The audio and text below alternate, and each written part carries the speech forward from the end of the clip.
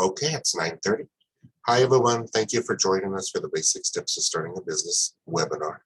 My name is Christopher Garcia, and I'm the Business Development Specialist of the SBDC at UNM Valencia campus. And I created this webinar off of a great document on our website called The Basic Steps to Starting a Business. My contact information is on the slide, and a PDF of the slides will be emailed to you following the presentation. In fact, let me show you that follow-up email.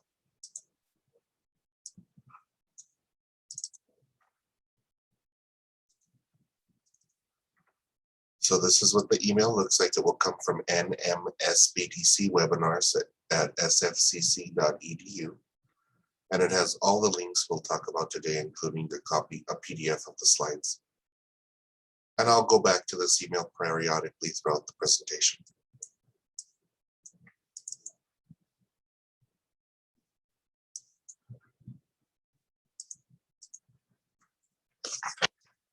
Before we begin, let's go over some webinar ground rules. Everyone on the call right now is muted, so don't worry about background noise.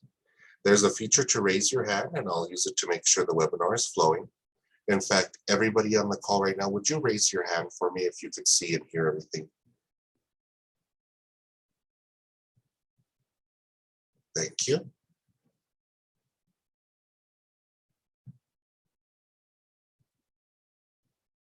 Okay, I'm going to lower your hand.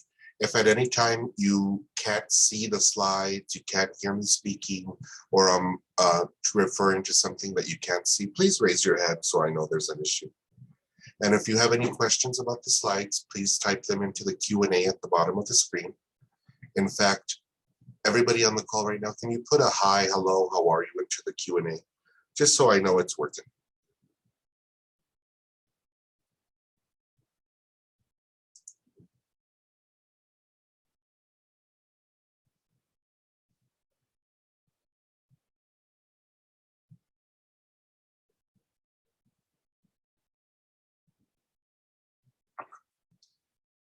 Well, don't all do it at once. Okay, thank you, Alicia.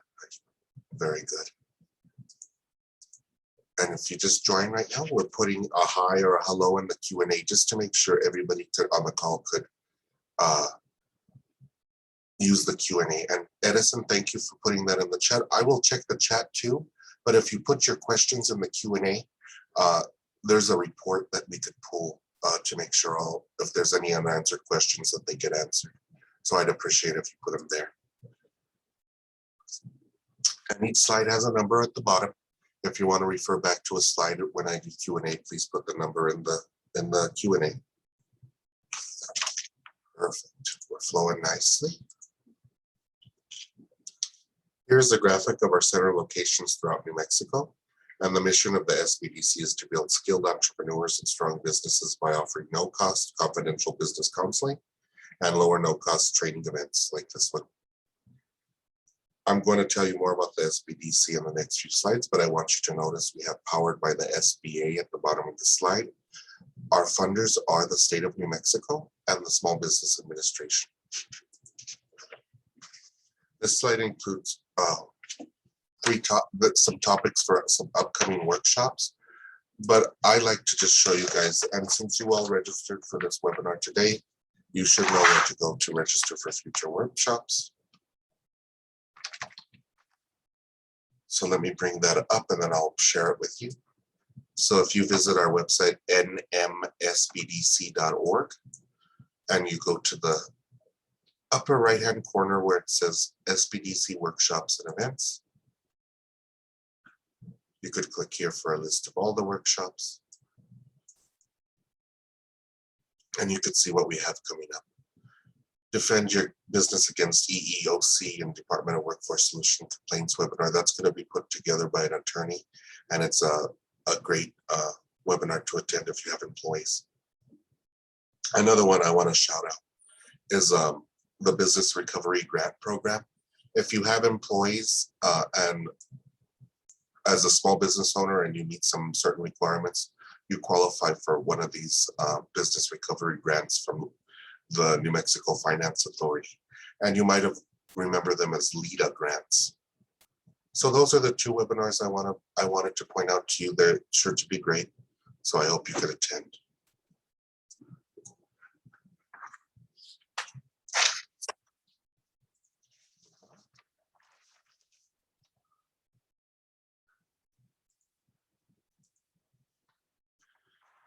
Here is the agenda for today's training. I'm going to tell you more about this SBDC, talk to you about our pre and post surveys for this training, get into the basic steps, and review and demonstrate our excellent research tools. And then I'll take questions. I'll also ask you guys questions throughout the presentation and ask you to raise your hand, so please participate. And in fact, I always like to see where my attendees are coming from. So if you are coming from Central New Mexico, please raise your hand for me. So we're talking about the Albuquerque metro area.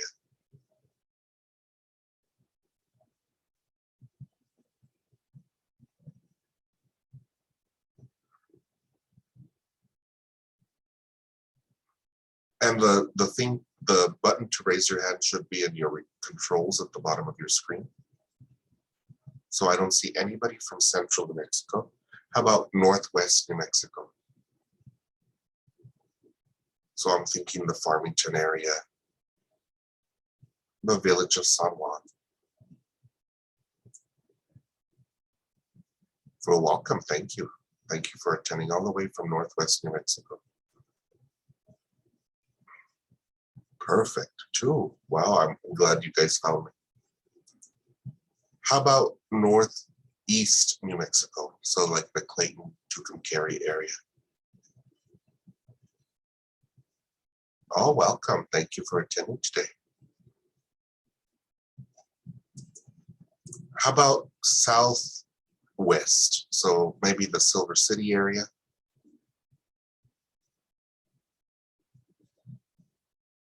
Wow, nobody from the Southwest today. How about the Southeast, Hobbs, Lovington?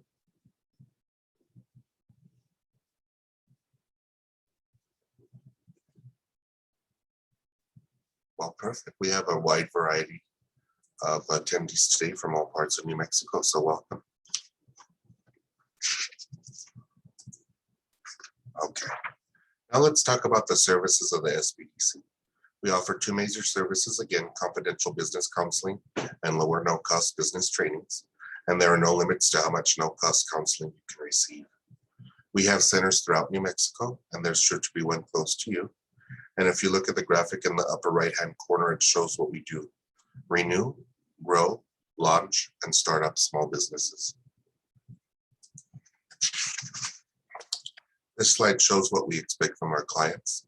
My fellow business advisors and center directors want you to succeed, so you'll be assigned homework or further research. So please do the work necessary to succeed. We can't make decisions for you or offer tax or legal advice. We can only connect you to the information you need to make better educated decisions. And part of making better educated decisions is working with licensed professionals like attorneys or certified public accountants. And I'll show you a great resource to find attorneys who practice business in your area, business law. And I could show you a great resource to find CPAs in your area as well. Next, I want to remind you about important surveys we send out as part of attending these trainings. Everyone who registered for this webinar received an email from Analyst saying, in anticipation of the upcoming basic steps to starting a business in New Mexico event you have registered for, we would like to collect some preliminary information from you. With this information in hand, we can tailor the course material to better fit your needs, an exact quote, believe it or not. And so I want to see by a show of hands, how many of you received your post a webinar evaluation? And did it? How about that too? Okay. Okay, you guys don't forget to do that pre-webinar evaluation, and thank you if you've already done it. And you'll receive another post-event survey so you can review the webinar. So please do both. And if you didn't get one, again, my email address is at the bottom of the slide. Feel free to send me an email. And make sure to check your spam or your junk folders, because sometimes our emails do go there. Very good. Now let's talk about starting a business in New Mexico. Before going into business, there are some important things you must consider. Will I make enough money to live? Will this replace my current income? Do I need the benefits offered by my current employer, like retirement plans, medical insurance, dental insurance, vision insurance, disability insurance, life insurance, or other important benefits? Can you replace those benefits by starting your business? You must also think about your educational background and skills. Do you have the correct educational background and skills to understand and operate the many facets of a business? This includes bookkeeping, accounting, human resources, supply chain management, and that's just to name a few. If not, you may need to hire somebody to perform these tasks or obtain further training. So there's a great resource on our website. The link is on the slide, but I like to open up the link from the follow-up email I'm going to send you all. And it's the Test Your Potential as an Entrepreneur. And this is a great document, and it's a little rating of your skills from 0 to 7 to see where you may need improvement. Talks about myths and misconceptions about entrepreneurship. Talks about identifying startup ideas, feasibility analysis, which is one of the things I like to do. Estimating the cost of a startup. It gives you an idea of what your personal living, a great format to list your personal living expenses so you know how much you need to make in business to replace your current job or your current income. More about estimating business costs. And then, of course, the basic steps to starting a small business sheet on which this webinar is based. And on the back of that sheet are some great contact information to agencies you may need to contact when starting a business. And then we have a business plan outline and questions to be answered in a business plan, as well as the marketing outline. So this document is full of great information. Take a look at that before you even decide to go into business.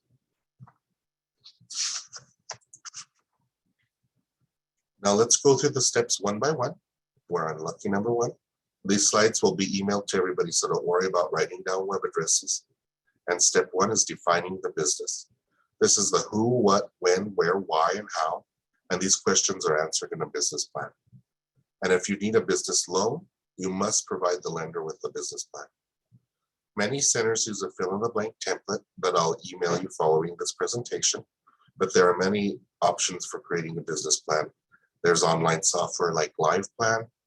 The SBA.gov has a great training with worksheets of sample financial statements, and we have more tools available at nmsbdc.org. I also want to point you towards the New Mexico Economic Development Department one-stop website for starting a business, and that's gonm.biz. And this website is a partnership between New Mexico agencies that you must contact when starting a business.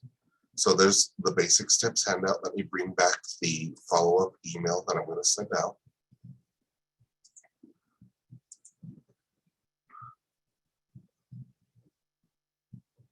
And I mentioned to you the fill-in-the-blank business plan template, and that's located under SBDC at UNM Valencia Business Plan Template. And here's just what it looks like for a quick sample, but this business plan is very in-depth and it goes over everything you need to answer in a plan for a lender. Now let's go to the gonm.biz website, and I want to show you some of the programs available for small businesses through the state of New Mexico. So it looks like they just updated their website. It looks great. So under business resources, let's see, they changed it from last time I was here.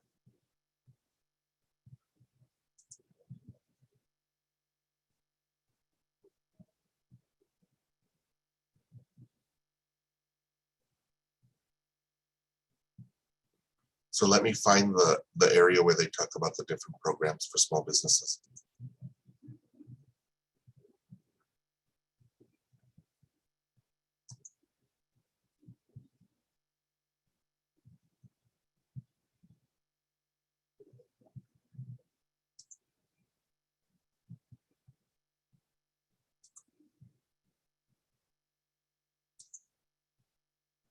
Under business resources and EDD programs for business, this is where they list all the programs. And I want to go over a few of them today under finance development. So let's go to that $. And the first program I want to talk to you about is LEDA, or the Local Economic Development Act. So what the Local Economic Development Act does is it allows the state of New Mexico to put aside a pot of money. And with this pot of money, they will award it to municipalities to attract employers or small businesses that are going to create jobs into the area. And they have some they have some requirements, like it has to make a significant community impact, usually has to be in a rural and underserved area of New Mexico, have increased wages, and have job creation, of course, have a significant new capital investment, and they prefer environmental and sustainable outcomes for sure. A qualifying entity is an industry for the manufacturing, processing, or assembling of agriculture or manufactured products, so a manufacturer. A common enterprise for storing, warehousing, distributing, or selling products of agriculture, mining, or having been manufactured, so warehousing. And an economic-based employer, which is defined as an employer who is deemed eligible for in-plant training assistance by the Economic Development Department's Job Training Incentive Program. Basically, they're either an employer who manufactures and makes most of their money from outside of New Mexico. This could also be somebody, maybe a wholesaler. Non-qualifying entities tend to be retail or service-based businesses. And the application is pretty easy. I've had a few clients have success with this in the past. So if this program is of interest to you, you could put your questions in the Q&A and I'd be happy to go over it a bit more. The next program I want to go over with you guys is the Collateral Assistance Program. And what the Collateral Assistance Program is the state of New Mexico will guarantee or a loan that you get through a bank for your small business. So if you have a gap in collateral, maybe you want to borrow $100,000, but $50,000 of that is going to be for marketing. You don't have a house or a car title or anything to put up for that. The state of New Mexico does whatever it does. I think they take out a bond or some sort of financial entities thing, and they back that loan with that. And the qualifications for that are pretty lenient. So if you're interested in that, definitely take advantage of that. And the last one I want to talk to you about are the opportunity zones. So what opportunity zones are, they're zones in New Mexico deemed as low income, underserved areas. And they allow you to collect capital gains from taxes that businesses or people owe. And instead of paying that tax to the IRS, you could create an opportunity fund. And through that opportunity fund, you could acquire land in some of these zones to start a business, mostly land. And there's all other options for operating costs plus land and building. But I like to highlight Valencia County because that's one of the counties I serve. And they have a big opportunity zone on the far west side of Los Lunas. And this is a place where Meta or Facebook decided to build a data center. So you could see there's opportunity there. There's a different way of financing through opportunity zones. And if you're interested more in opportunity zones, visit this website or put your questions in the Q&A. Okay, let's bring our slides up.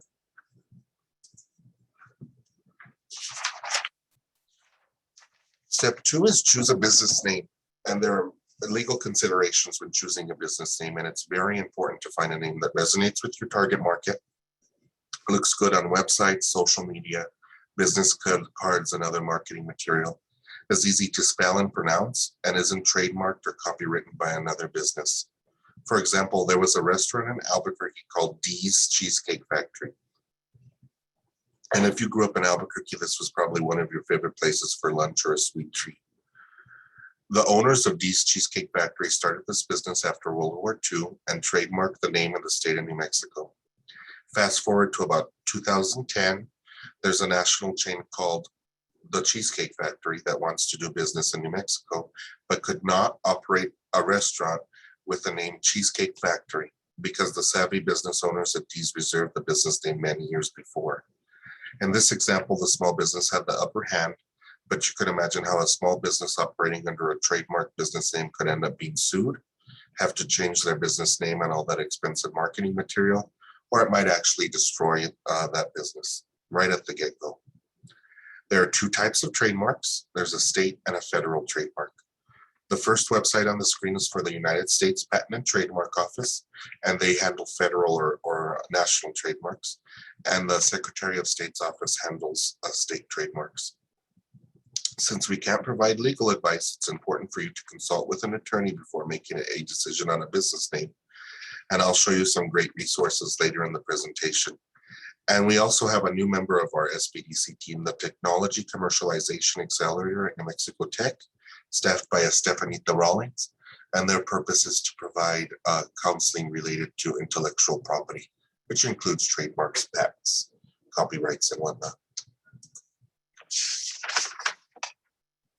Okay, step 3 is choosing and registering your legal structure.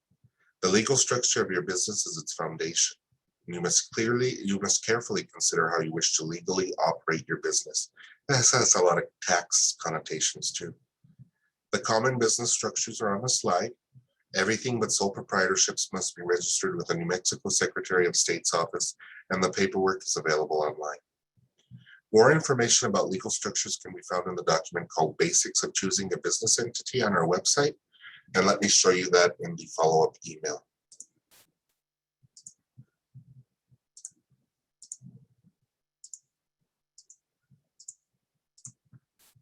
Basics of Choosing a Business Entity right here. It's put together by an attorney. It goes over the laws under which you're governed as a small business, and then talks about the differences in each of the business structures. And again, this has a lot of legal and tax connotations, and it depends a lot on your personal tax situation. I also put a link to the under corporations. We have regular corporations and S corporations, subchapter S corporations, and then there's a new corporation called a B corporation, or it's kind of it's not really a legal structure more than it is a certification, but it's for those of you who want to have a common good associated with your business. I like to use the example of Tom's Shoes. And what Tom's Shoes does is they make shoes, they sell them to people, and when people buy them, they provide a pair of shoes to somebody in Africa. So that's a great little type of business to start, and very trendy these days. Now that we're having fun with paperwork, let's talk about step 4. Obtain your federal employer identification number. And this is the unique identification number issued to your business by the IRS and is used on all federal filings. If you're a sole proprietor, your social security number is commonly used instead of an EIN, but most banks and credit unions in the state will want an EIN for a business bank account. And this EIN number is just as important as your social security number, and you should protect it as such. And no matter what business entity you choose, it's a good idea to obtain this number. And again, it's required to open up a bank account at most banks or credit unions.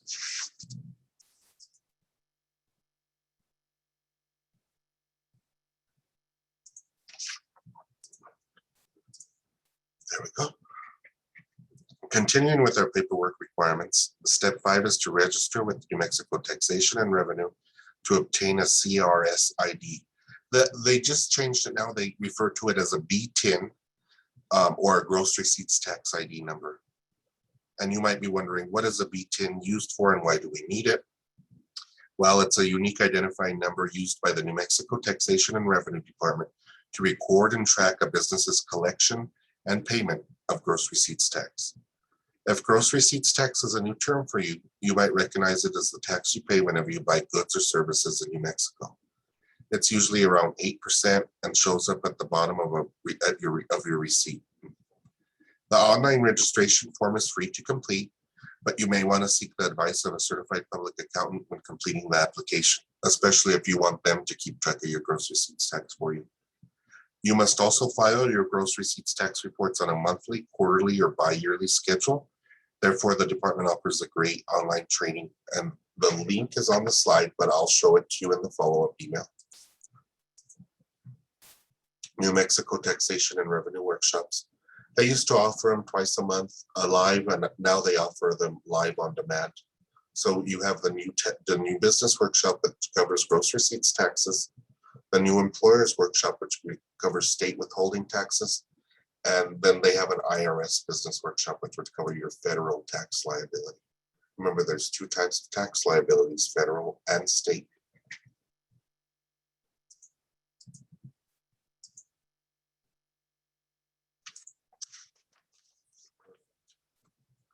Step 6 is to obtain your local business license and other applicable licenses. When doing business in New Mexico, you need a business license in the municipality or county where you'll have a physical presence. For instance, Tio Filo's restaurant has a physical presence in Los Lunas, so they get a Village of Los Lunas business license. If they also had a food truck and did business in Belen, they would have to obtain a temporary or full business license in the city of Belen. Some of you might be thinking that you're going to do business online or in another state, and this means getting a business license in any place where you will physically conduct commerce. Each municipality or county has different requirements for obtaining a business license, so check with the municipal or county office or consult an attorney for further advice. For instance, Rio Communities asks anybody applying for a business license to sketch a floor plan of the business. And this is if you have a home-based business or a business location, it doesn't matter. And Socorro County doesn't actually have a formal business licensing process. They just ask that you get your gross receipts tax ID number before you, or your BTIN before you apply for, before you start business in that area. And I think that's pretty neat. Step 7 is to report new hires to the New Mexico directory, and the link to the directory is on the slide, but this brings up human resource considerations. Human resources is a very important part of your business and comes with many legal and accounting considerations. You can always contact an accountant or an attorney for specific information, but I included links to 2 good resources for learning more about employment procedures and laws. Our partners at Comply Right have a great blog with lots of resources. They are a sponsor of our America's SBDC conference. They do sell something, but you don't necessarily have to buy anything from them. They just have a great knowledge center for small business owners to learn more about employment law type things. So let's see, Mind the Gaps, labor law compliance requirements employers often overlook, and that was their latest publication, and you might want to take a look at that if you're going to have employees. And then let's go back to our slides. And then I included a link for the EEOC, which is the Equal Employment Opportunity Commission information for small business owners. And if what the EEOC does is they handle complaints against employers based on race, creed, color, and all the protected classes. And if if somebody ever feels like you discriminated against them because of that reason in employment, they would contact the EEOC, and they would issue a right to sue letter and investigate the claim, of course. So before any of that happens, just read the small business requirements so you don't get into any legal hassles down the line.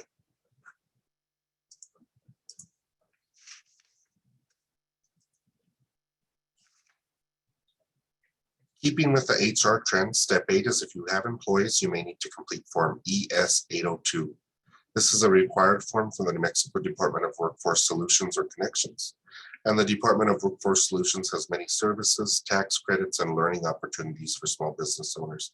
So I included their business outreach website on the slide. Some common services that the Department of Workforce Solutions offers are job postings, pre-employment screenings, typing tests, and in some cases, they provide space to conduct interviews.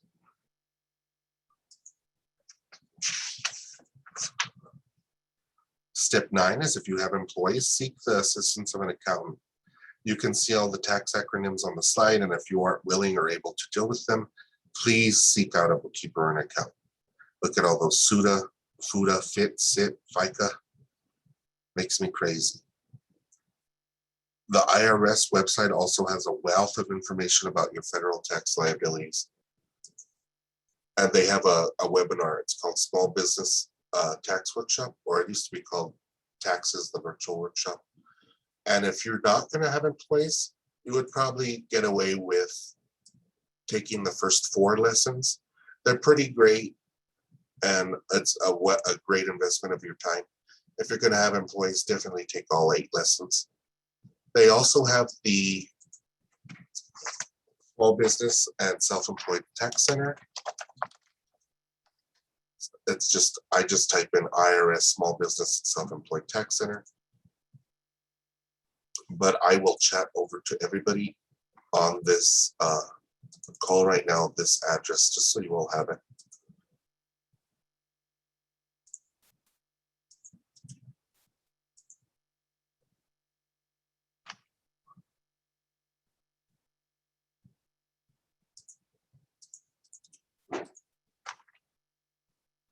And there's a wealth of information about everything a small business owner or self-employed individual needs to know about taxes.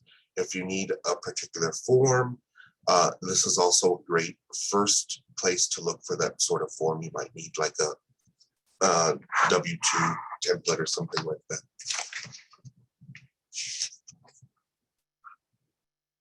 Let's go back to our slides. Step 10 is to seek the assistance of an attorney. We talked about some important legal landmines in starting and operating a business, and our attorneys are licensed to answer those questions for you. And I have a great resource here, the New Mexico Bar Association, or the State Bar of New Mexico, as they just changed their name. Let me show you from the follow-up email. Get rid of some of the things we've looked at already.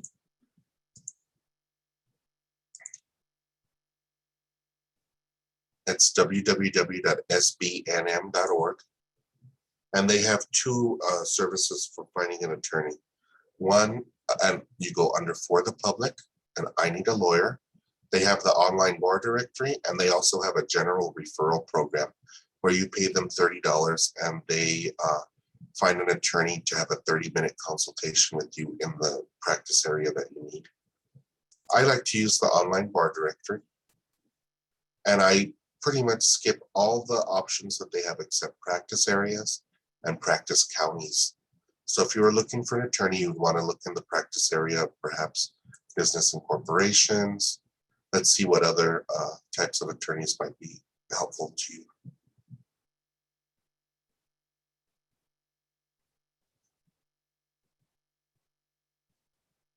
Insurance defense might be another.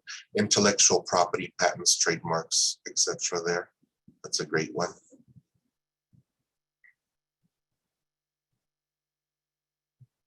Medical malpractice, personal injury.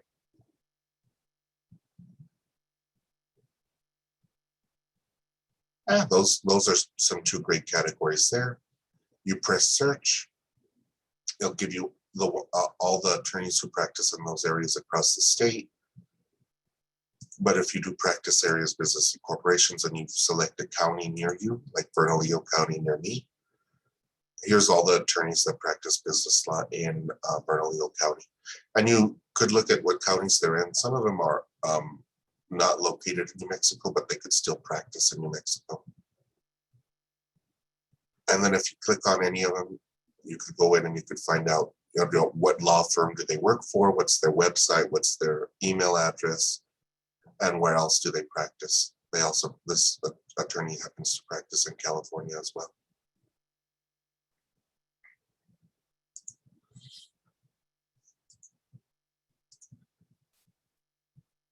And then New Mexico State University has their Patent and Trademark Resource Center. They are the state's Patent and Trademark Resource Center. And if you want more information about patents or trademarks, David Irvine is a great resource for you, as well as Stephanie Rawlings at New Mexico Tech.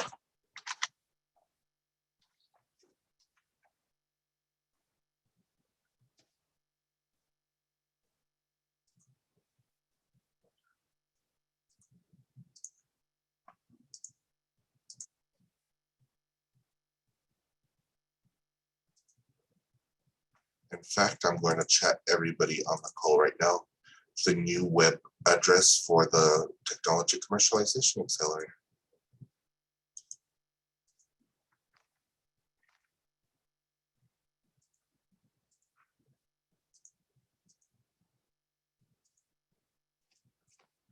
Okay, we're almost to step 13. Step 11 is to review the guidelines for compliance with the Americans with Disability Act. This is another legal landmine for small business owners and should be carefully considered, especially if you're going to have employees or you're going to have a storefront. So there's a link right here on the page and it goes right to the ADA's website and they have a primer for small businesses. And some people make their living suing based on ADA compliance. And I would hate for you to open up a storefront and get sued right out of the get-go from not being in ADA compliance. There's also consultants and attorneys who talk about this matter. So if you're not 100% sure, you might want to consult with an attorney about it. Step 12 is to establish a business bank account. It's a best practice to keep your personal and business finances separate. And this makes your bookkeeping process easier and it will help you if your business ever experiences an audit. And there are different types of audits, gross receipts tax audit, state tax audit, federal tax audit. So be very cognizant of how you keep your finances. The Federal Deposit Insurance Corporation has a great learning module for small business owners called FDIC Money Smart for Small Business. Let's see if my slide link works today. It does. And these are free learning modules from the Federal Deposit Insurance Corporation. And they talk about everything you need to know about starting and running a business. But if you only have time to take one module, I would take the module on banking services available for small businesses, because they are different than the ones available for individuals. And you want to know what you're getting into before you jump into it, of course. Okay, lucky step number 13, and our final step, is to have adequate business insurance coverage. The slide shows the common types of business insurance coverage, and I recommend you research your options with an independent insurance broker. Oftentimes, independent insurance brokers sell insurances from many different companies and tend to be less biased. If you could learn more about business insurance by visiting the link on the slide. And it's for, it's for the Hitchcock's Insurance Learning Center. And let me go use our follow-up email link to get that for you.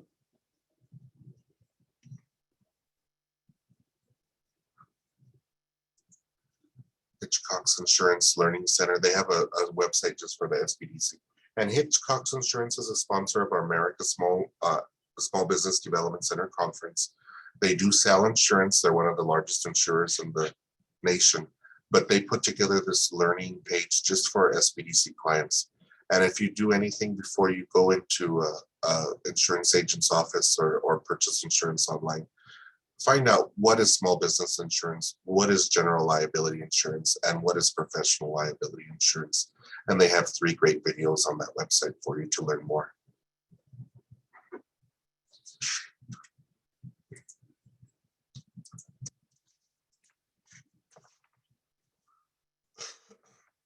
Now I'm going to go into our research tools. But before I do that, let me check the chat or the Q&A. If you have any questions, want to ask them now before I get into our research tools, you're more than welcome to do so.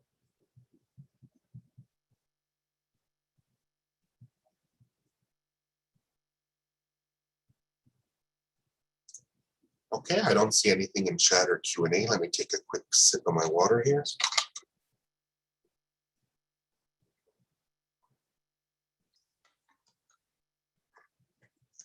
And I'll get into the first 4 links. These are free resources for you. So let me talk about those. And then we have research tools at the SBDC like IBIS World, Reference USA, which is now Data Excel, and Demographics Now. And I'll show you IBIS World and Reference USA, because if you were to get information from those databases, it would cost you upwards of $800. And the data tools that we're talking about are very important to the success of your business because they help you fill in your business plan, make informed decisions, and plan for the future. And remember, your business is a big investment. It really is an investment, so treat it as such. The first link is a great 30-minute webinar from the SBA's website on how to write a business plan. They also provide great worksheets and examples of financial projections. The second link is for bplans.com by Palo Alto Software. And Palo Alto Software, of course, they make that software called LivePlan where you could build a business plan virtually. But they used to sell all their sample business plans on a CD-ROM for like $300. Now they offer them all for free at bplans.com. So if you need some inspiration, want to look at a completed business plan, take a look at that website. The third link is for Census Business Builder. And this is a no-cost database that allows you to find demographic information about your customers, census stats about businesses in your industry, and estimates of yearly household expenditures in certain categories. And the last link is for the Middle Rio Grande Council of Governments. If you're in central New Mexico, like I am, they handle the traffic counts for the area. So if I wanted to start a food truck, I'd want to know how many people are passing a stretch of road I'm going to park on the weekday and throughout the week. And they're the Council of Governments are the people who really put out reports on traffic counts.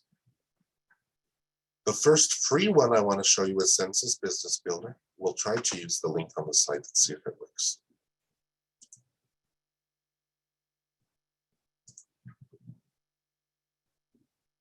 And there are two types of Census Business Builders. There's the Small Business Edition and the Regional Analyst Edition.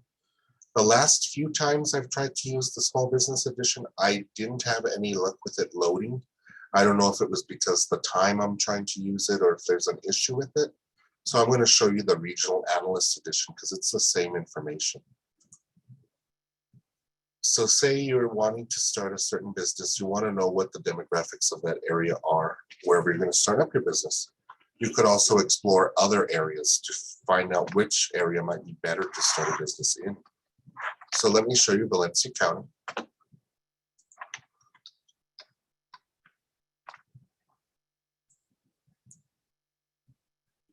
Valencia County, New Mexico.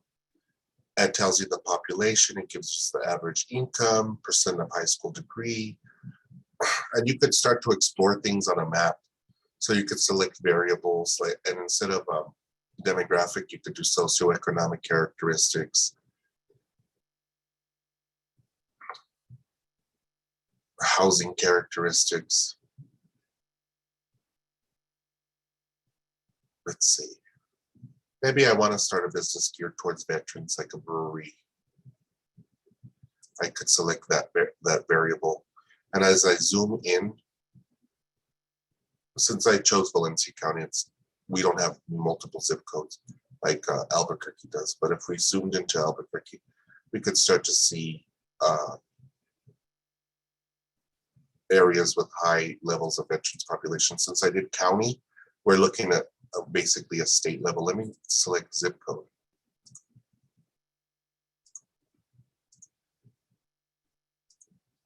Yes, I know it does.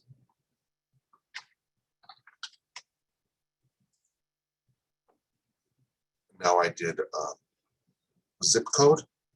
So if we were to go to Bernalillo County, and zoom in on the map,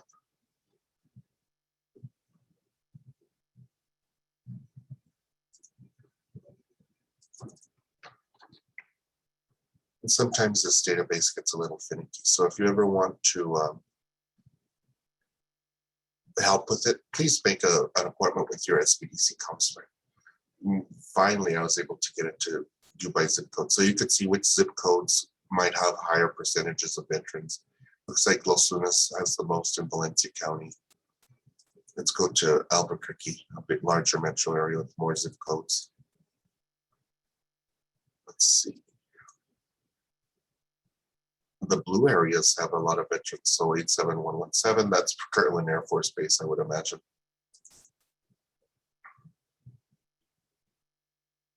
And then we have the far east side. See the blue areas followed by the yellow areas. 87122 is another great area for veterans. I don't like exploring this map because there are so many variables and it's a little finicky. What I like to do is create a report. And you could hit that create a report. And then you'll see so we chose Valencia County or 87031. So that's the Los Lunas zip code. Tells you what the population is, male, female, gives you some great demographic characteristics, gives you some great socioeconomic characteristics, average household size. For my tradespeople on the call right now, housing characteristics is a great great information for you, because I would love to know what the average value of a home is in the area where I want to locate my business. How many renter occupied housing units are. If I was wanting to start a laundromat, I would really want to know how many renter occupied housing units there are. If I wanted to start a apartment complex, I would want to see if rent was more or less than owning a home. So it looks like it's more expensive to rent than it is to own a home in Los Lunas, slightly. And then the most important and informational for people on the call today is how much households spend yearly on certain product categories. So in 87031, the average household spends $295.76 on men's apparel. I think I added to that average there. Beer consumed away from the home, the average household spends $66.67 a year. And if I wanted to explore different zip codes to see which zip codes had more expenditures, so maybe I want to start my business in a place where there's a higher expenditure on beer consumed away from the home, because I want to start a brewery or a tap room. So that's the Census Business Builder. If you have any questions about that, we could cover them. Just put them in the Q&A. Excuse me. Let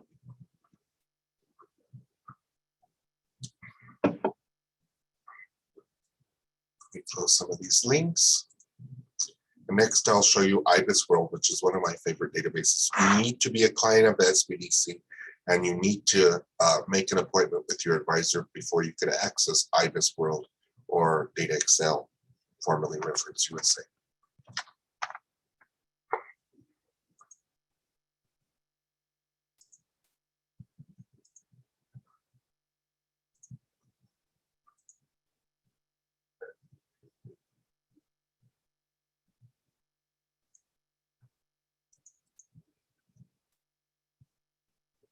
And then right before I begin my demonstration, I got a Q&A question.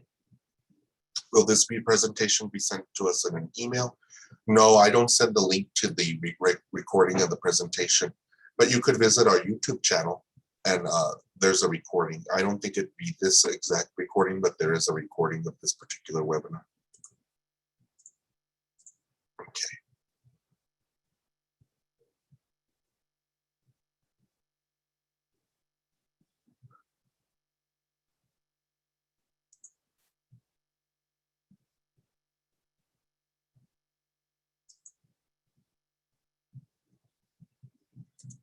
I like to use the example of restaurants, single location, full service restaurants, because there's a lot of data about restaurants.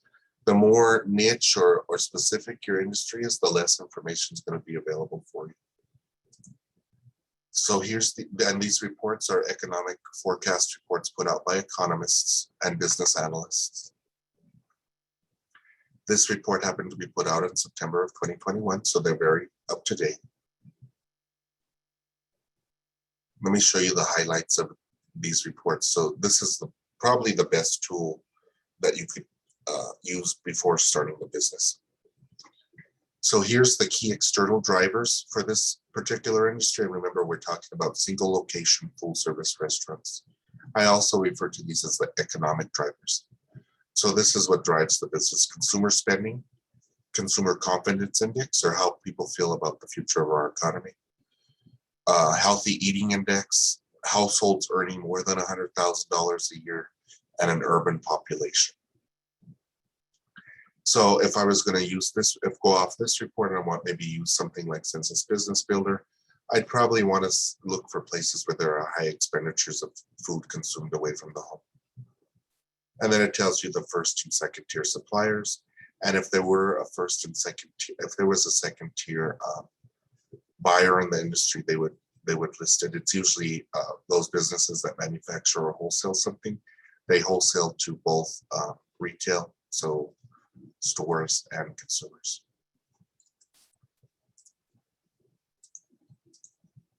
Let's see what the next part I want to go over with. Okay, so here's the industry at a glance. Talks about the growth or decline in the key external drivers. And this is between 2016 and 2021. And then it predicts how is revenue going to grow or decline over a certain period of time. So it shows us what happened between 2016 and 2021. And it predicts what's going to happen between 2021 and 2026. So revenue in this industry is going to grow by 3.9%. So it looks like it's going to grow, go back to where it was before COVID-19, and then steady out. And these are predictions. We can't be certain. Profit in the industry looks like it's going to increase. It's on an upward trend. It decreased between 16 and 2021. Profit margin in this industry is 4%. So that tells me that the average single location full service restaurant makes about 4 cents out of every dollar in profit. And they also predict, or they show us, was this on a downward trend or an upward trend? And it looks like it's on an upward trend. The number of businesses, are they going to grow or decline? And it looks like they're going to grow and then steady out, decline slightly. Employment's on the same trend, and so are wages.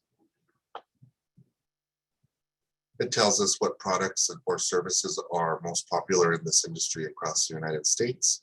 So let's see what wins. Asian restaurants followed by US restaurants. So we like our Asian food and our hamburgers. It gives you a SWOT analysis, which is strengths, weaknesses, opportunities, and threats about the industry. Gives you an idea about industry performance and the drivers. So here, blue is revenue in the industry. Green is the consumer spending, because remember, consumer spending drives this industry. And red is consumer confidence index, which also drives this industry.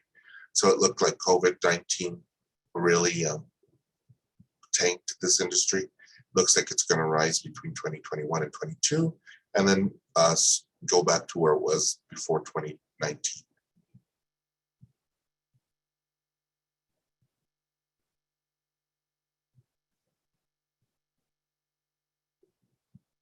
It's very helpful to know where your industry is at in the business life cycle. So here we have the business life cycle as maturity, quality growth, quantity growth, and decline. As a rule of thumb, you probably wouldn't want to start a business that's in the decline. You probably wouldn't. You'd probably be very hesitant to compete with a business that's in the maturity phase. And it's probably a good idea to get into that business if it's in the quality growth or the quantity growth phase of the business life cycle.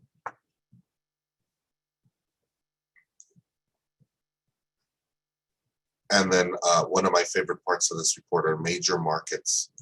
So let's look, who is our major market for single location full service restaurants, and its households earning more than 100,000. So you definitely want to find a place to start your restaurant with a lot of households earning more than $100,000 a year, because that's really what drives that business. So now that we got the information we needed to know about the industry, a great business analysis outlook of this industry, we could start to use our other database, which is Data Excel or Reference USA, however you want to call it, to start to look for some of those trends. So remember our full single location full service restaurant thrived off of households. So as we could look for households with estimated household income of 100,000 or more.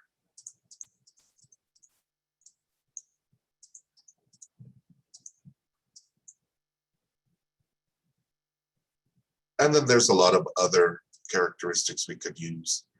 We could do these lifestyle characteristics as if I was wanting to start a pet shop or a dog groomer, a cat groomer, a horse groomer. I don't know. I don't have pets, so groomers for all of these, I'm sure. I would want to use these more specific characteristics. Since our report just talked about household income, maybe we want to see where in Albuquerque, New Mexico, or let's do Albuquerque metro area.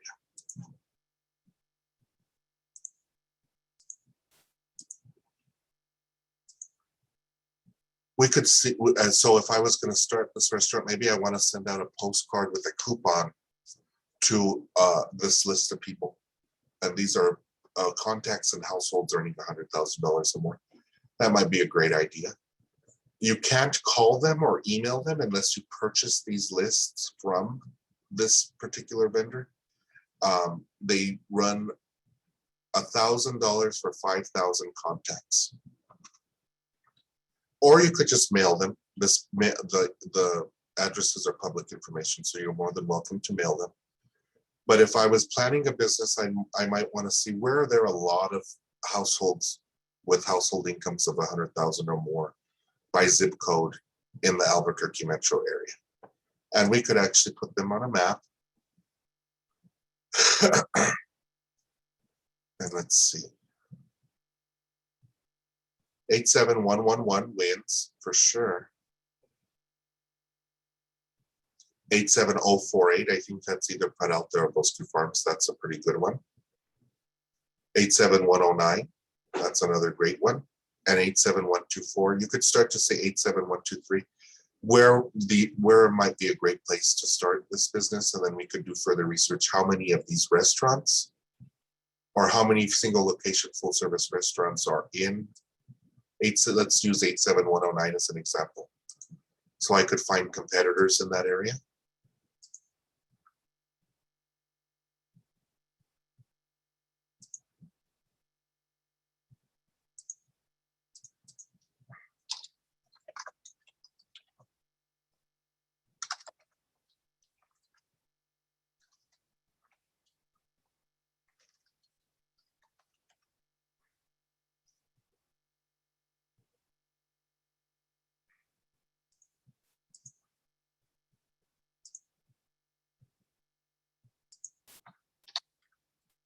$87,109.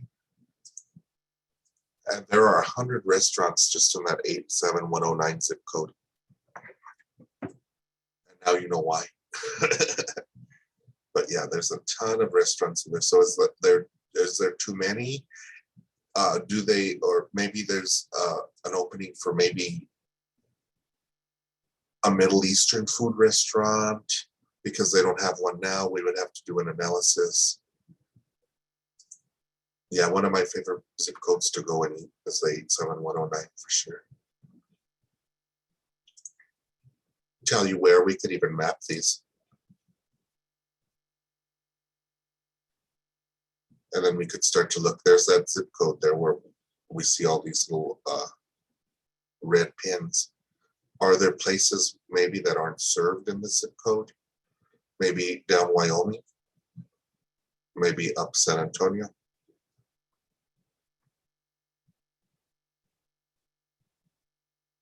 So those are just a few examples of our data tools, how to use them for business analysis.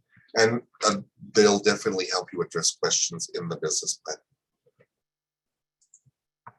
So let's go back to our slideshow. Since this is a COVID-19 sponsored webinar, this slide is a collection of links from some of the most accurate and reputable sources of information about COVID-19, especially for employers. The first link is to the New Mexico Department of Health's guidance for employers. The second link is for New Mexico Safe Certified program, and this is a free interactive learning module about how businesses should operate during COVID-19 restrictions. The third link is for OSHA's publication on employer COVID safe practices. The fourth link is information about COVID-19 from the Center for Disease Control and Prevention.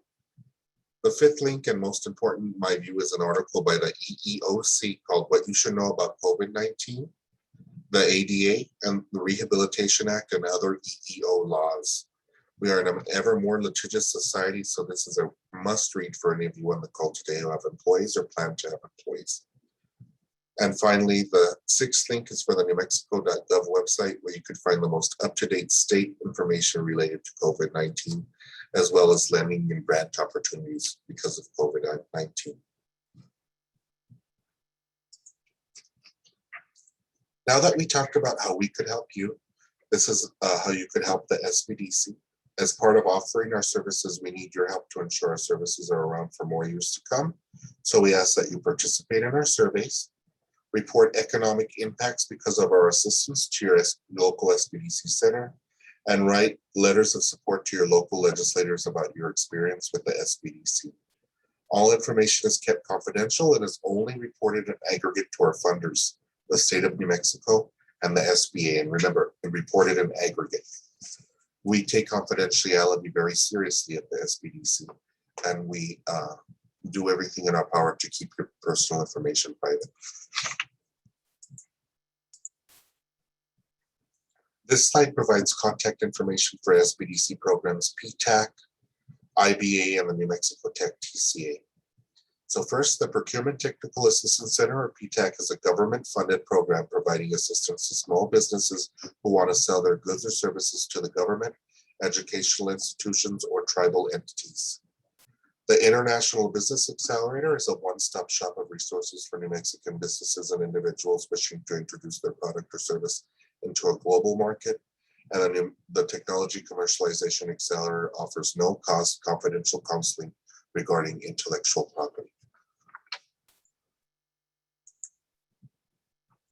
This slide continues the list of small business resources: SCORE, or the Service Corps of Retired Executives; WEST, or the Women's Business Center Program; and VBOC, or the Veterans Business Outreach Center.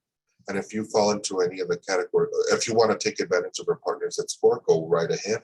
They provide one-on-one counseling similar to what the SBDC does, and they also provide low or no-cost webinars.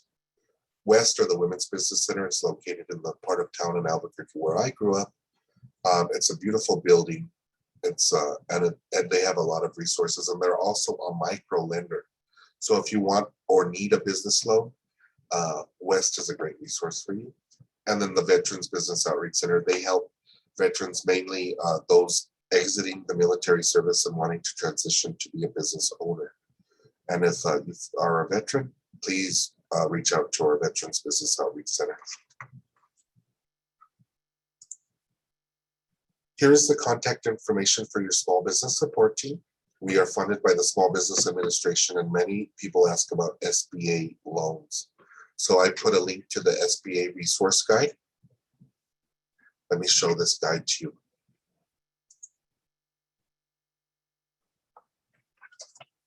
And let me tell you, the Small Business Administration doesn't directly lend for small business loans. What they do is they guarantee loans through banks, like that program I was talking about earlier, the Collateral Assistance Program.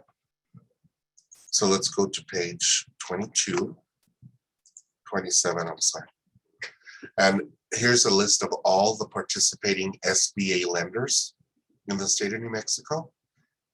If you are a new business, they consider you a startup business, and you may want to contact the Community Advantage lender, DreamSpring, or participating micro lenders like the Loan Fund and the Women's Business Center Program, or WEST. And if you need financing, here are the different types of loans the SBA guarantees. And the most common are the 7A loans, where you could buy property, equipment in a small business. And these tend to be loans over $50,000.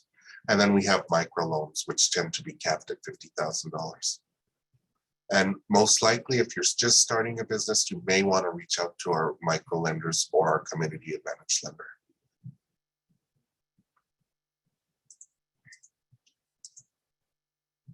Okay, I want to thank you all for spending some time with me today. It looks like I finished 10 minutes ahead of schedule, so I'm going to take Q&A. I'll stay with you guys for until about 10:40, 10:45, and then I'll allow you guys to go a little early. If you don't have any questions for me, you're welcome to pop off the call, but remember to do your pre and post surveys I do have a phone caller today, so I'm going to allow that phone caller to speak. If you have a question, you are still muted, so you would just have to unmute yourself. And if you have a question, you could speak that question out. Again, if you have a question and you can type it in the Q&A. If you want to speak your question, please raise your hand for me and I'd be more than happy to allow you to speak. We covered a lot of information in this webinar, so I'm sure there's a lot of questions.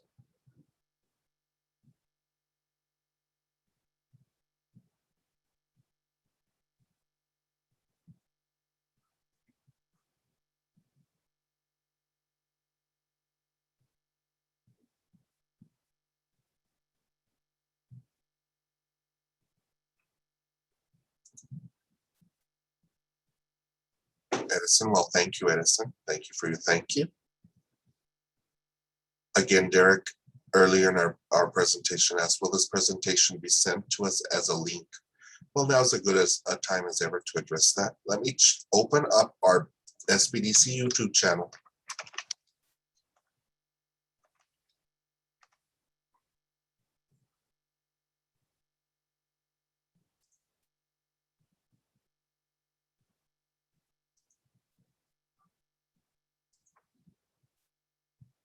Ooh, that's our old one. That's a fake out.